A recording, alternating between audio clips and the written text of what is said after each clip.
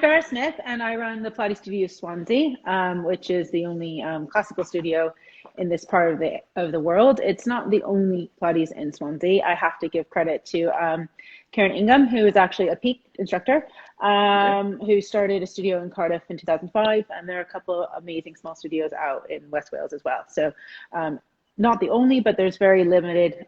There's very limited Pilates, and there certainly wasn't much here when I moved here in 2006. So it Yes. was.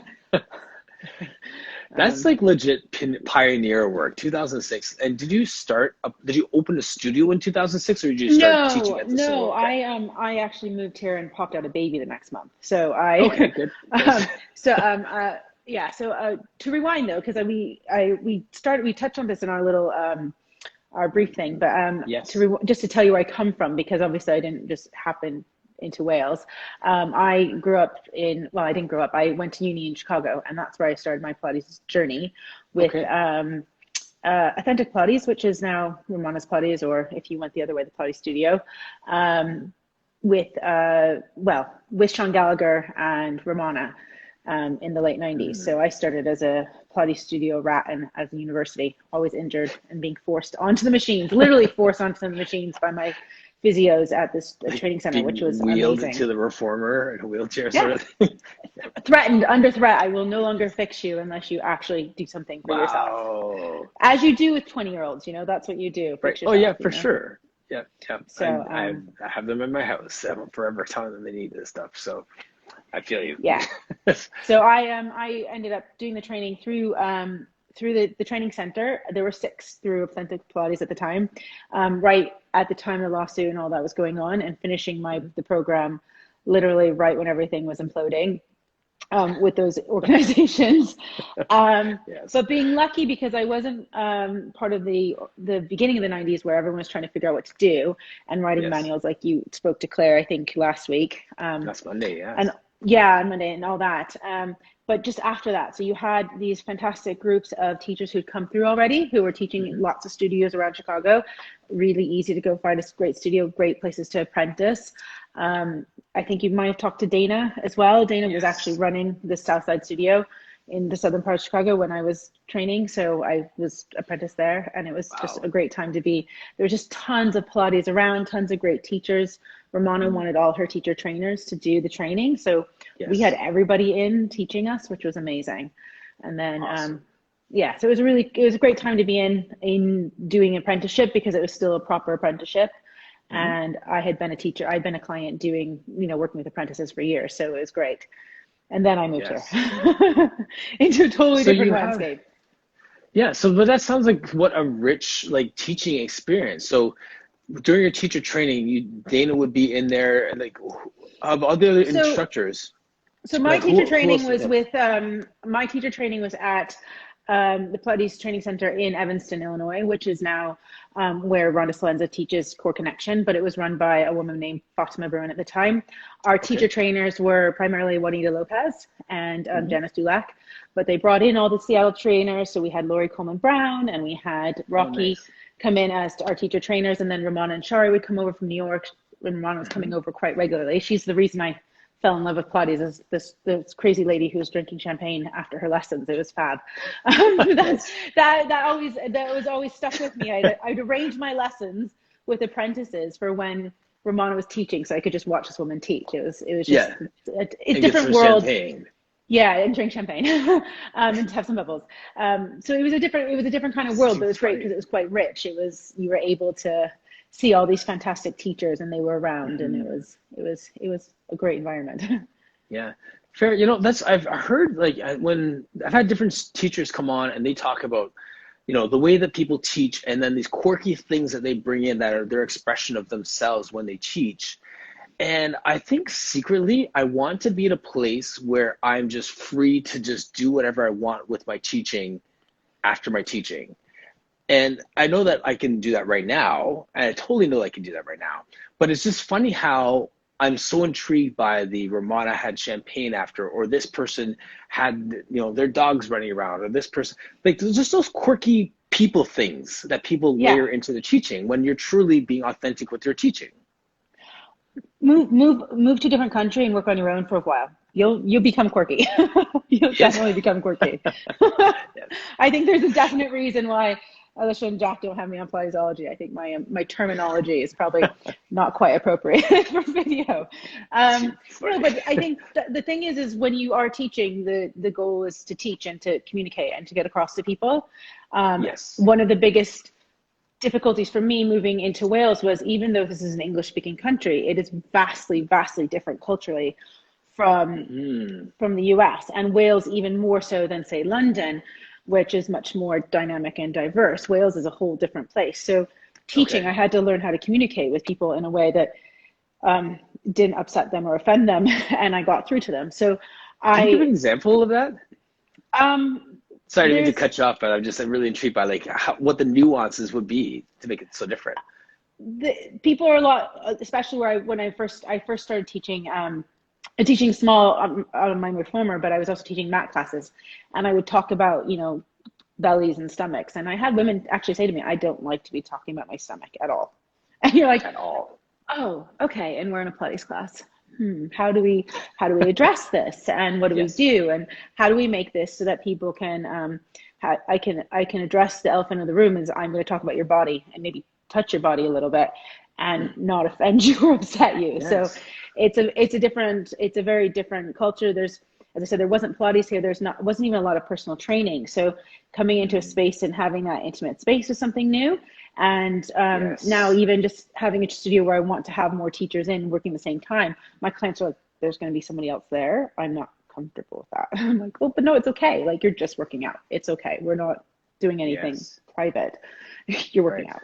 So it's very different culturally that way. Also expression wise, Americans, and I'm assuming Canadians, are very forward. We're pretty much, this is what it's like. Yes. Whereas the British population is very polite, to the point I would call it passive aggressive, but it's considered polite. Okay. So sometimes people will say things and mean the opposite because they don't want to offend you. So they are offended when you say what you mean. So you have to kind of have a sense of propriety about you in terms of Yes. getting to certain places with people. Absolutely. So I So respect the fact that those are generalizations, but yes. when we teach, you need to be sensitive to the culture that Mm-hmm. may be in the room. Yeah. And how to get through to it, because you don't want to be sitting there Yes. teaching and people being like, she's crazy or she's nuts, or but still be authentic to what you're doing. And I have to say, I think that probably, and any of my clients who might be on here might say that a lot of my teaching style is authentically me, and they just kind of get used to it. So And they keep coming it's an back. acquired taste. Yes.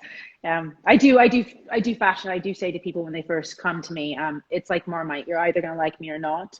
And this first session is to make sure that we're both on the same place, because if you don't like me and we don't get along, you're not going to trust me to work out with me, and you're not going to grow in this process and do what I want you to do. So it is important. And that was a very different learning curve for me that I didn't realize I needed to learn how to do, because I'd had so many experiences Yes. and clients in Chicago in so many different studios. I didn't really have to think about that when I was younger. Absolutely. That's a good life lesson for those watching too. Like you can't, and we all know this. We can't just walk into a different context and just impose ourselves on the people in the room. But like even those are the reminders, like what you said, that reminds me to take a step back and then Mm-hmm. take another step back. Yeah, absolutely. I've become really good at doing that, because I'm not one of the extroverts, and I absolutely love my Pilates family all over the world. And as I said, I was really lucky to come into Pilates when you had all these amazing teachers, which you all had on last week. It was a little intimidating. I talked to you, and then you had Brooke on, and then you had Claire on, and then you had Jean Claude on, and I was thinking, oh gosh, geez, this is not nerve wracking at all. No, it's But I was able to watch all this and observe and watch all these wonderful teachers in New York and Chicago, and then move here and do that in Europe and find some of the most amazing teachers and community here through the Romano's Pilates and the other teachers here in Europe, which has been amazing. So it's been a right. fantastic thing to sit and watch and learn a lot and um, observe observe a lot. Yes. Great life lesson. Yeah. We were talking about how you actually grow your Pilates business in that space last time you were on as well. And obviously it was a quick conversation with Joel, and Vlada was in the Yeah. room as well. And just saying it's different, like from, Atlanta, from Georgia to Ireland to Wales, and like, and there's some similarities, but for you, how do you draw people in to your space? How do you grow your Um, business? I've been really lucky, and well, I think the first thing that I've done, and I've always been conscious that I can't charge London prices in Swansea. It's never going to happen. I mean, Yeah. I can. I shouldn't say I can't. I made the decision not to because I want to bring in real people and I want to work with a large variety of people, which I do. And I couldn't do that if I was charging what I would charge Yes. if I was in London. So knowing your market's the first thing. Secondly, is also understanding that a market develops. So in the 15 years I've been living here, we have now several yoga studios. We have several higher level, if you will, fitness type environments, which is what really Yes. happens when you're developing something, any sort of industry, especially the fitness industry, is you will get the bulk in first, and then people will look to go into more specified versions of it. So you Yes. can't expect to have tons of people wanting private sessions. You have Hmm. to build in and have the mat classes and have what people want, because they won't Yes. just start paying.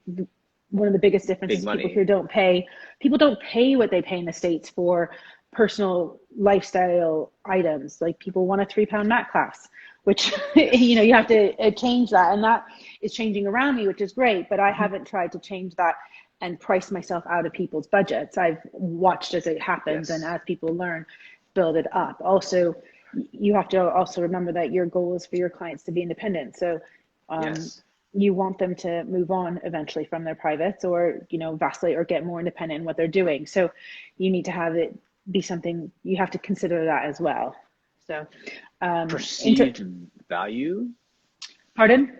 Perceived value. Do they not see the Perceived value of value. it? Yeah, they do see the value. I think the thing is that you have to I know with what I do, um, it's there's also a lot of other things going on. So with the fitness industry developing as it is where I am, lots more yoga studios, lots more personal training, lots more triathlon and other type of stuff going on, Yes. especially where I am, is explaining to people how you can give them value to that that's complementary to that without it being the sole thing that they do. So a lot of my clients Yes. come to me because they're triathletes or they're swimmers, and they need a balance point for what they're doing, that helps. So Yes.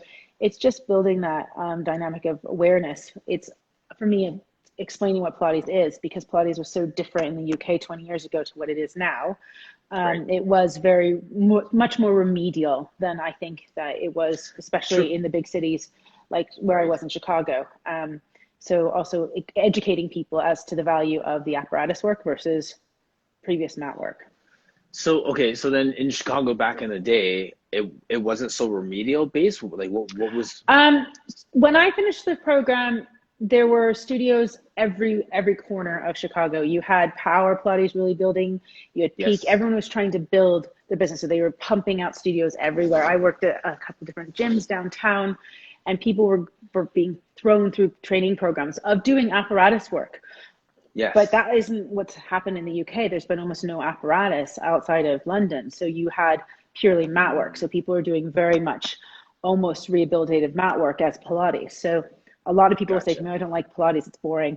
I get bored. And Hmm. you're like, try my Interesting. Pilates, try what I'm Yes. doing. Huh. Boring is not usually the word I get from my clients, Yeah, right. but it was a different environment. And I did spend a couple of years when I was here trying to figure out what Pilates was here. And then I realized you don't do that. Do your thing. Do your thing and find something Yes. that add benefits to that. Don't try to figure out what everyone else is doing, because you will spend a lot of time confusing yourself. And you Yes. won't actually educate your market. And you know what's interesting too, Farah, with that, with the way that we market Pilates, that really is just an extension of our personality and the things that we're passionate about. Because when I think about Pilates, I think performance.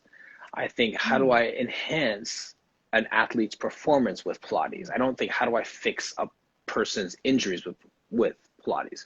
So, and that's just me, because that's because I'm passionate about, like, I come from a sport conditioning Mm. background, and this was just another tool in my toolbox to help people perform. So I think of Pilates from a performative perspective. Where someone who's passionate about corrective exercise, they come to Pilates and saying like, I can fix you. I think that this Yeah. Pilates can help you. And they're all right. But my point is that they're all an extension of who we're passionate to work with. So we present that first.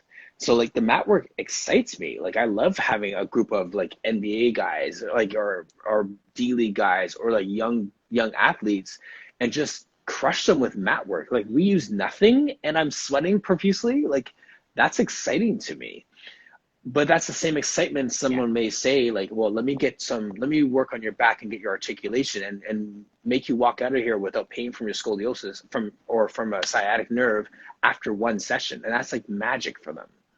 And then they get excited about Yeah. it from that perspective, right? So it's funny how Yeah. everyone brings their personal experience and their area of passion to Pilates and then layers that in as their marketing strategy. I do like the word enhance over fix. And it's interesting because fix is something that comes from the history of working with imbalances and looking at the fact that Yes. we're balancing the body. That's all we're doing. Pilates is just finding balance within you, and So where you're enhance working. versus So fix. yeah, you use enhance. I said fix, and you said enhance instead, and Love I it. do like that. Oh, I thought you said. No, All you right. said it. I'm giving you credit. That's too But funny. what I'm I writing it find, down like you said it. I'm like, oh, no, that's so you said good. it. You said it. I swear. Um, I do think it's an interesting balance, and I think it depends. When I work with teenagers, I am hammering on them on the mat. They get their workout. But when you're working with somebody coming out of a wheelchair, they're getting a workout, but they're doing a very different workout, and we're trying to figure out where Yes. we're going on the next place. Or if you've got a runner coming in and saying after mile 5, this no longer works, help. Then you're saying, okay, where's the imbalance, and how do we change that process? So Yes. it's Right. it just depends on what you have coming through the door on the day or the moment Hmm. rather. Right. Hi, sweetie. Sorry, my daughter's just joined. Hey. So does it depend on what's coming in the door, or do we drive business to get those people coming through the door exclusively? I think you can do that. I'm in an area where I could go down the route of looking at and trying to get only sports performances and footballers and rugby, and especially rugby here. And you could Oh go yeah. down that route. But I think for me personally, I would miss out on, my teenagers or, the woman walking down the road. And my daytime mat classes are all, we jokingly call it old age pensioners, OAPs here, but they're all Yes. slightly older ladies. And I like that diversity of clientele. I like having it be Hmm. everybody. And I think that especially when you're growing an industry, Yes. if I only pivoted towards trying to work with elite athletes, then I would miss out on all the rest of those people in my area and who I could touch. I also think as Yeah. a teacher, sometimes it's nice to have that diversity. It challenges you. If you're working day in and day out with Sure. just athletes, you kind of get into a rut and you'd forget what other bodies work with. For instance, teacher trainers who work a lot with teachers and then don't work with clients, they forget what it looks Yes. like when you're getting an average client through the door. Who doesn't And understand that? Yeah. who's never I mean, especially when you're working with, because I've spent a lot of Zoom life watching what apprentices are doing in London, and you have the concept of how you work with the body, and then you have the reality, and they can be very Right. different when you're working with the general population versus people Yes. who've been doing Pilates extensively to be in a training program. So Yes. it's a Ingrid's. Sorry. In working sorry. with a mix of people. Yeah, she agrees. Yes, Yeah. exactly. And when I was training, I used to do a teacher training for Pilates, for personal trainers in my Hmm. old job. And one of the things that I had to remind, these trainers who say like, I want to work with elite athletes, or I want to work with bodybuilders, I want to work with competition. That can be your niche, and that can be the thing that you're going to focus on. But the reality is that's still only going to be 80% of your population at best, Yeah. because people are still going to walk in and be general. Like I'm going to always have general population people, even though I can say all day long I work with male elite athletes. I am going to have someone who refers their mother because they saw what I do, and of course I'm going to have, you know, so that's how I find that helps me to stay sharp. It helps us as trainers to stay sharp is, but have your area of focus, but don't say no to the other people coming in, right? Oh yeah. Well, and the secret of the sauce is that you're going to learn how to treat your 60-year-old from the 13-year-old that walks in the door. So you're going to Yes. figure out, because you tend to gravitate towards what that person's bringing you, and sometimes you'll see something in somebody else and be like, oh my gosh, that's exactly what that person needs. but I won't see it because I'm so focused on what they've already brought me. I can't step out of it. So we learn as Yes. teachers by having a diverse amount of bodies around us, which is, I think, really important. Absolutely. And truth be In the body. told, working with teenage athletes and working with older active adults is exactly the same thing.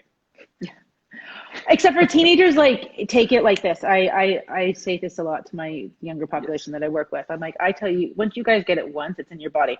I can tell a 40-year-old that, and even if they mentally get it, it might take their body a bit longer because it's just amazing how quickly under 25-year-olds can assimilate movement and change their bodies. Um, Yes. which is, Yeah, it's so it's funny. age. I'm just jealous. I'm jealous of my 14-year-old and what she can do right now. Too funny. And then I have some like young athletes and they act like they're 7 years old because they're so banged up from like squash and baseball and Yeah. like over the years, like, okay, let's just lie down today. Yeah. let's just move and stretch and feel good Yeah, today. give them what they need. Give them what their body needs. Yes, Um, exactly. Absolutely.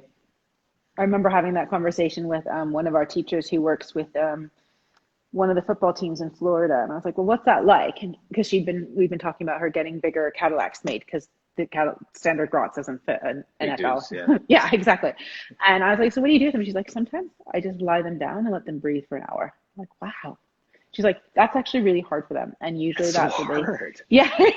And she's like, sometimes I'm like, because I was really like curious, well, what do an NFLer need? What do you tend to do with their bodies? And she's like, it's so very dependent on their day. And if they've had a massive workout and they need something, could just be stretching, or we could just work on something that it was not getting addressed during their training. So it's what the body needs.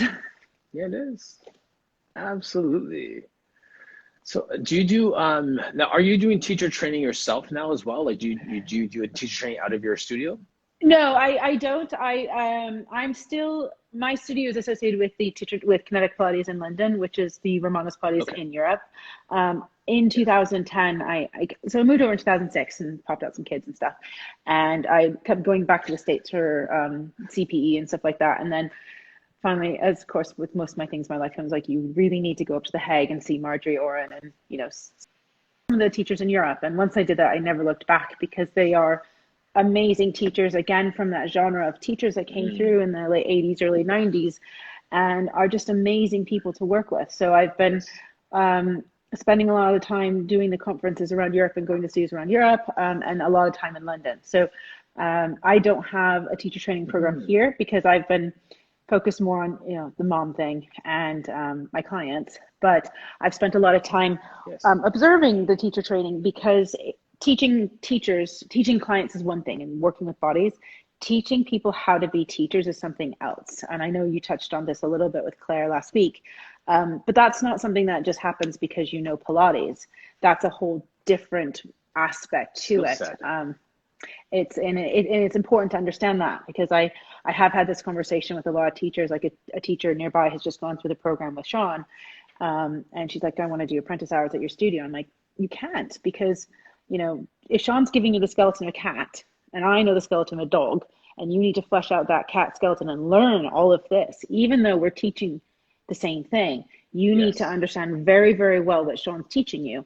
And I don't know that, Yes. even though his name's on my certificate. I don't know what he's teaching now, and I'm not in contact with him. And I think that Hmm. when you're learning how to teach, you need to be very blinkered like this till you understand Yes. it and you know what you're doing. And then you Right. say, okay, what can I build on that? If you're trying and looking all over the entire You time don't you're doing a teacher focus. training program, you don't learn anything. You don't learn what you're doing. You might know the names of the exercises, you might know all the rhetoric, but you don't understand how to see it and how to teach it in a body. And that, I think, is really, really hard to do, especially now when we're in less apprenticeship style teaching, or if you've decided Yeah. to go the route of doing mostly online, where you're not actually doing observation at all. Because at the end of the Where day, do you learning how to see teach is not something a book can teach you. right, exactly. Yes, sorry. There's a bit of a delay there.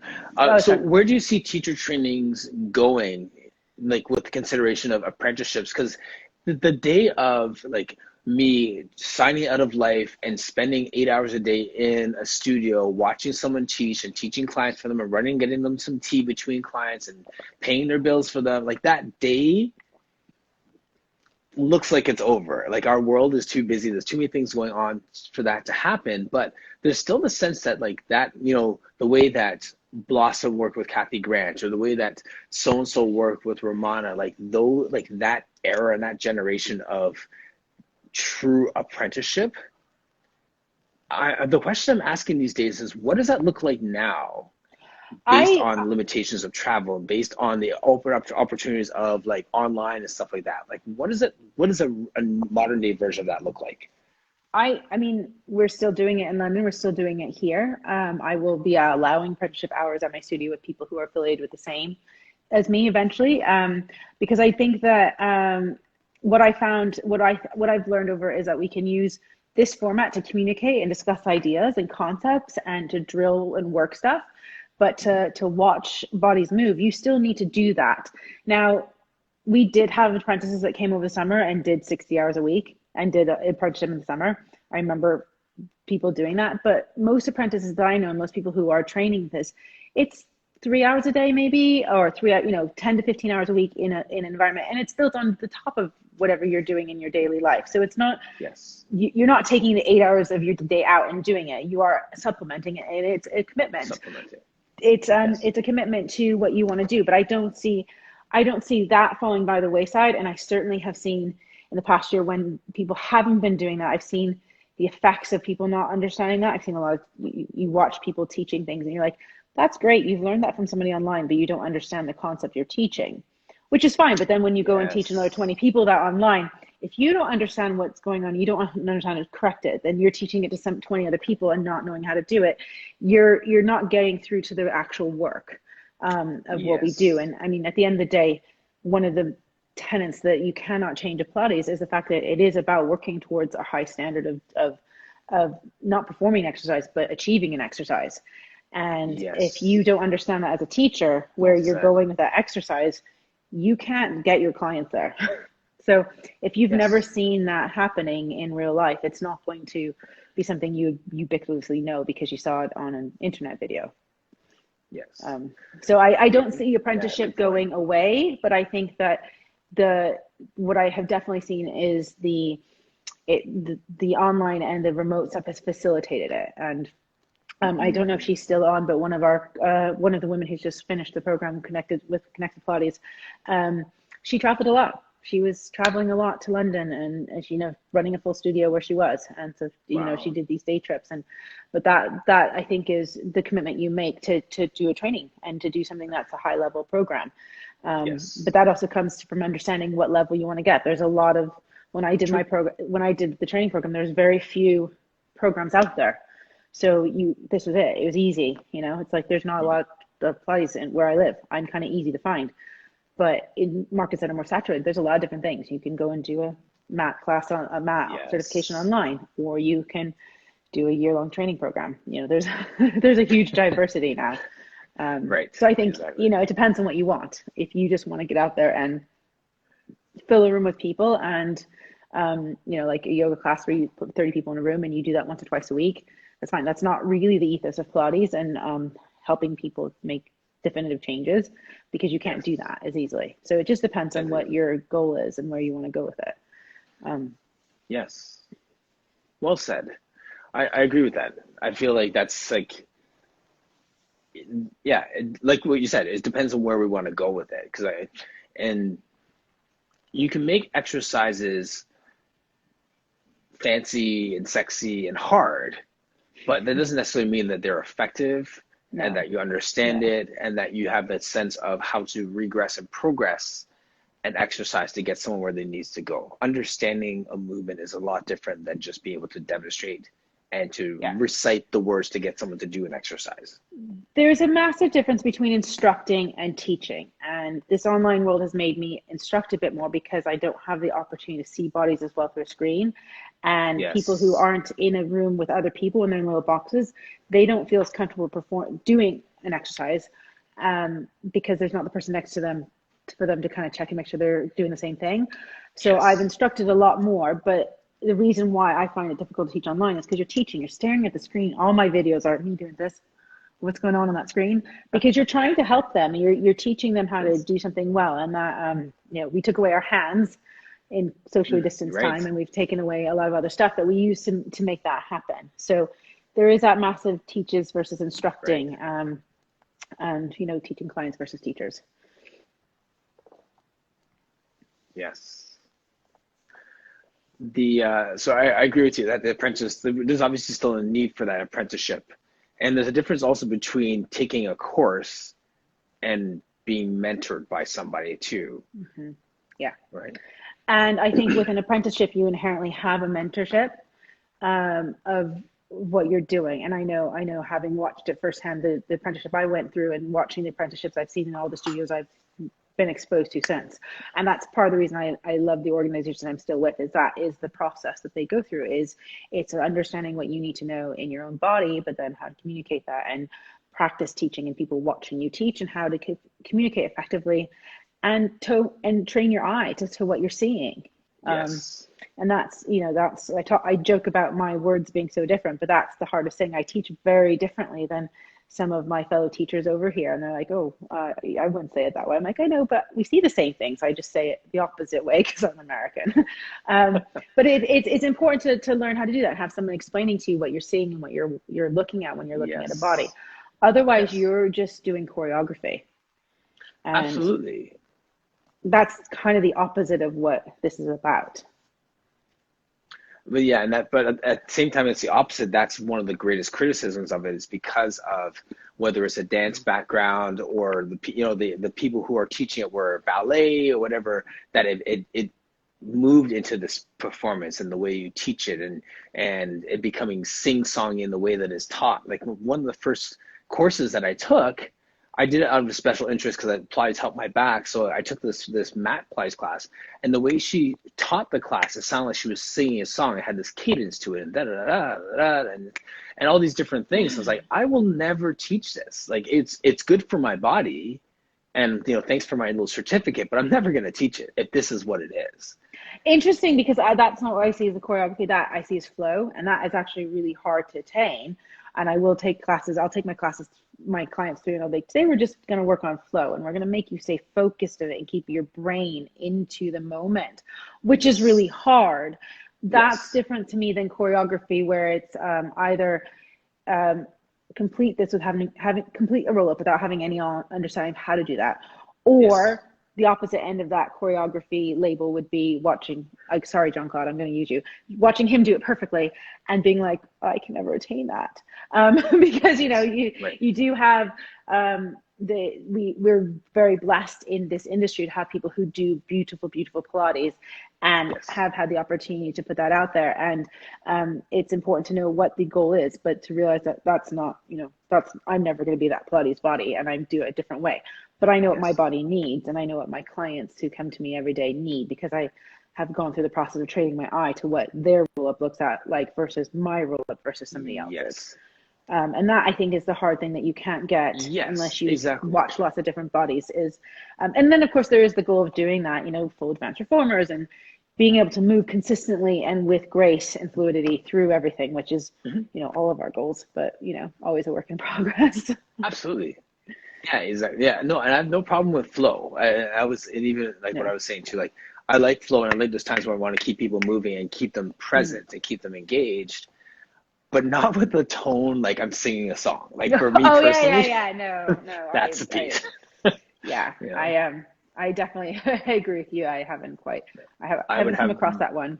yeah, I have no clients if I had to sing all day to them. So, No, no. Oh God, no, no. Definitely, I yes. can agree with you on that one. So, um, I'm looking. I did take lots of notes. I have been You watching some of did? your old videos. Oh, Yeah, well, yes. only because I got really nervous because I spoke to you, and then I saw Brooke on, and I was like, oh my God. Okay. Oh, come on. Um, It's, no, no, I love it's Brooke. fine. I love Brooke. Yes. I've only talked to her once today, and Mhm. I'm glad she hasn't come on. But yeah, so I was just kind of looking back, because it made me think about my journey and how I got to where I came to here. And Mhm. also, the other thing I was going to say, because you were asking about Pilates here. Um, I feel like some of the division that we had in Pilates in the US, especially when I was leaving, the classical versus contemporary divide that was just happening massively. didn't hit so much over here, mainly Okay. because of the way things develop. So I know you've had Amy on, Amy Kello, and some of the other teachers, and we're Julie. all really supportive of each other. Julie, yeah, exactly. So Hmm. it's a very different environment to what I always grew up with in Chicago in terms of Pilates. There's a lot more support. There's a lot more acceptance of the Okay. fact that we're all trying to attain the same place. So it's a nice environment that way. It's changing a little bit. It's getting a little bit more us versus themy, but it wasn't like that when I first was here. It was because Mm, there was less. People were just getting on with what they're doing, and yes. then kind of recognizing what each other were doing and saying, "Hey, this is great. Let's collaborate, or let's not collaborate, Let's and let's collaborate. just Yeah, recognize each other's spaces," which is really nice. absolutely. Yeah, no, I love that. And that's the beauty of what we're doing here and having these different voices on, Yeah, and in Germany too, right? Caroline on Pilates Hamburg on many times ago, and Myrtle Fitness is on Wednesday. Jean-Claude was on last Friday. John Like Thomas. so, it's fun to see and understand like what the climate is, and the more that we do this, the more that we recognize the similarities. Like, I mean, Yeah, that's one of those things that even when you bring it to even the level of talking about race, like the way that I present in the world, I come from a place where people look at the differences and highlight the differences all the time. So I'm always trying to bring people to look at the similarities. So that comes through in the way that we present our Pilates here too. I'm always trying to find those points where we can recognize the similarities and who we are and what we do and what we're trying to achieve. and I love. I haven't looked at a lot of your conversations. I'm still listening because it kind of blew my mind being over here and out of what was happening in the States, and then Mm-hmm. also being so blessed to have a very diverse group of women teaching me, women who are Yes. all ethnic. So it was one of those really big shocks when it became a big issue. Was it last spring? It was a big Yeah. conversation, Big which I think conversation. is Yeah. important. And I spent a lot of time listening because it shocked the hell out of me, and I was a bit surprised. And then I was listening to it, and I know there's also a socioeconomic issue, element to that conversation with Pilates. And again, you had Claire, and she was talking about how to bridge that and how to deal with that. Yes. And I've never lived in places where that, except for Chicago. I grew up in Idaho and South Carolina, so not places where I was as exposed to that. Maybe, well, in South Mm-hmm. Carolina, but different environment. So Yes. it's good to see those conversations happening, and for all of us to kind of learn about them, because it always grows the community when you can be more Sure. inclusive.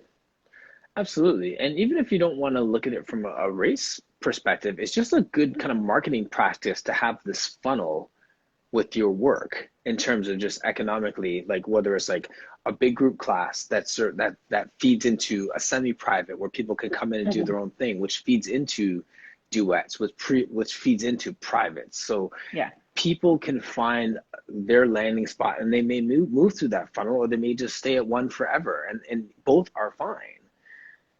So economically I can have my 3 pound class or my Yeah. $15, Yeah. whatever it is, or my $10 drop-in community class, Yeah. and I have 60 people there, and we know we're not going to get very deep with it, but they're going to move and they're going to feel good, and they'll still notice changes in their body. But then someone out of that may say, hey, I need more, and my husband is really at this point and I think it's going to help him with his running. Can we do a private session with you? Sure. That's my Yeah. funnel. Yeah, absolutely. Um, and I mean, now I only teach 10-person classes because the studio space is quite small. Okay. I was teaching larger ones. One of the big differences, which is changing here now, but when I moved over, all of the classes, whether it's yoga or kids classes, are taught in village halls, which are usually a hall off of a church. Okay. Um, they're not taught in studio spaces or gyms. It's Yes. very unusual. So gyms do have classes, but the majority of people go to small places in their village, in their community. So it was a Right. very different environment to teach in. You didn't have the same facilities that you would have in a gym space, Right. Right. like Right. mirrors and stuff like that. So getting Hmm. people used to going to a more structured spaces is actually has been a challenge for me as well. Which actually my clients Interesting. have really enjoyed have a studio, even though we're a little bit smaller than we were to go into. Yes. So Fascinating. totally different environment. That is Um, so fun. Do you have any like workshops or classes or anything like that going on that we could promote? no, I don't. I have actually spent. Well, first of all, I entered lockdown 3 weeks after knee surgery, so I was quite grateful for the break. Um, and Nice. then I've spent most of lockdown either doing the parent thing because kids, stuck in the Right. house. But I spent most of lockdown just taking care, catering to my clients. And as I said, I've spent a lot of time watching apprentice work in London. So my focus has been actually more personal development in terms of understanding teacher trainer embedding. So I haven't been doing a Yes. lot of classes online or trying to reach out. I've kind of left that to our studio in London, and she's done a great job of bringing a lot of international teachers over and connecting to Mm, people that way, which has been fantastic. So I haven't actually done a lot of that, mainly because I felt the focus was more important to keep my clients engaged and to keep yes. my side of it going. As I said, I don't mind teaching classes to big people, but I just kind of like to make sure everyone's okay Yes. and keep them there. So I haven't done a lot of international work or a lot of big classes or workshops yet, simply Mhm. because I've just been doing other stuff on the side. So Sure. sometimes It's the not your business, season. no, and well, I'm doing other stuff that doesn't need to be. It's not for the general public. So, and I think that Yes. that's the other thing is it's okay to not be, on Instagram all the time and Big constantly building your conversations. business by doing class. There's a good sometimes it's better to have Sorry about that time alarm off. going off in the No, that's okay. I was watching The Crown last night randomly, background. and there's this great scene between Helen Bonham Carter's um, character, who is the Queen's sister, and the character played by Gillian Anderson, who's Margaret Thatcher. And Yes. Margaret Thatcher has gone up to Balmoral as part of her test as the new prime minister, and she says, "Oh, I can't stand this luxury. I can't stand. I don't find any pleasure in taking time off." And Helen Bonham Carter's character says to her, "Well, it might not be pleasure that you need. You might find something better. Perspective." And I was like, wow, that's so right. Thank Sometimes we you. need to stop and have perspective. It's not all about marketing, and it's not all about the next thing I'm doing and the next thing I'm promoting myself. It's really sometimes about just doing things in the background and, taking Yes. some time. And you'll notice that with all the people that you've had on that I love, that I've mentioned, there's a Hmm. point in time in their careers where they've just taught, or they've had, Yes. they're not completely on, and Brooke will say this a lot, and Yes.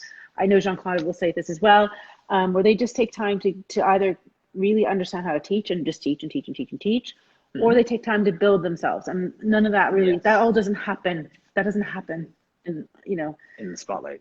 in the spotlight. And I think that sometimes you have to remember that to grow as a teacher, sometimes it's not the spotlight you need. It's sometimes it's the other stuff. And Well also to maintain a said. business, because if you're sitting there doing tons of stuff on Instagram and promoting and trying to build stuff internationally and around you, it's going to be really hard to roll back into a studio setting and have all your clients sitting there waiting for you, because they need that love and attention, and Yes. you want the moment you could open your doors, which I don't know when that's going to happen for me yet.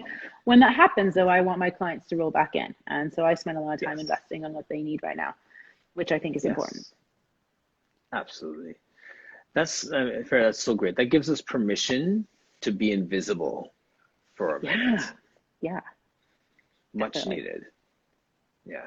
You can do a lot of work when you're invisible. You can, it's nice to be that person who makes the one simple suggestion.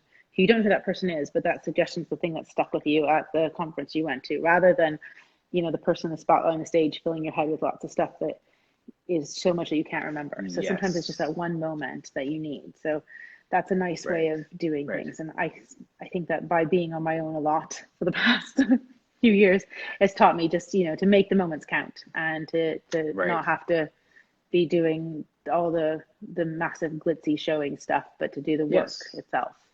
Right. Exactly.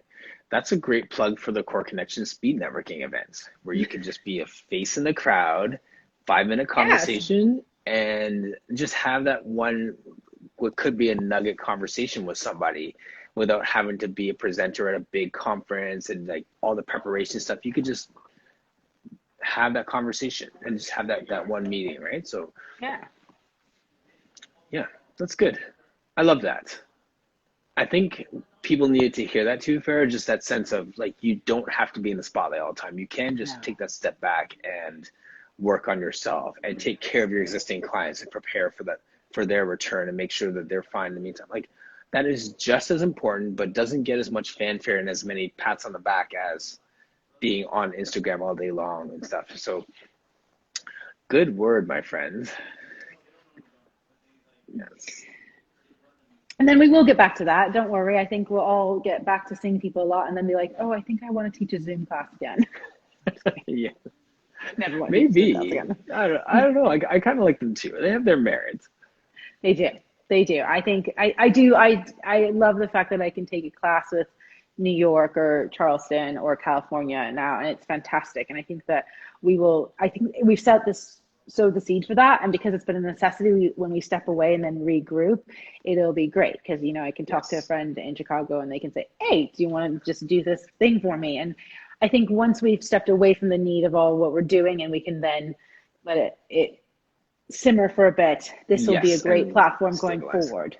Yeah, right. But I think at the minute, especially, I mean, I don't know about you guys, but I mean, as I said, we're still in lockdown. Gyms here can't open for another month. So this is still like our only mode of communication. And it's a bit fraught because I can go get my hair done. I can go to a shop. I just can't teach my clients in my studio. So it's a little bit more of a push right now. Whereas I think it will be a fantastic tool in 6-9 months when hopefully we're not all still in this situation. So. Right. No, it's so good. Well, that's our hour. And I love how fast the time goes. And I'm so glad that it was just a natural conversation and yeah, did just as good as Brooke or Jean-Claude's. Oh, thank you very much. Well, I know they're in the background somewhere. So I'm sure I'll hear from them later. But yeah, it was lovely, lovely to chat with you. I don't tend to do these very often. I kind of just stick to my own little corner. Yeah, so it was I know. Kind of nice. Glad it was giving me a little bit of a thumbs up before she's teaching now, so she hasn't joined us. But she'll watch later. So yeah, but it was lovely to meet you. And you now know where we are. And as you can see, the beach here is amazing. We spend a lot of time, climbing and doing surfing and dipping, and yeah. Lovely here. So come to Wales when you can. Yes, one day. Someday. Awesome. Thank you so much. Cool. Nice to meet you. See you guys later. Thanks. Bye. Thank you. Thanks to everyone who joined us today as well. Okay, sign you off.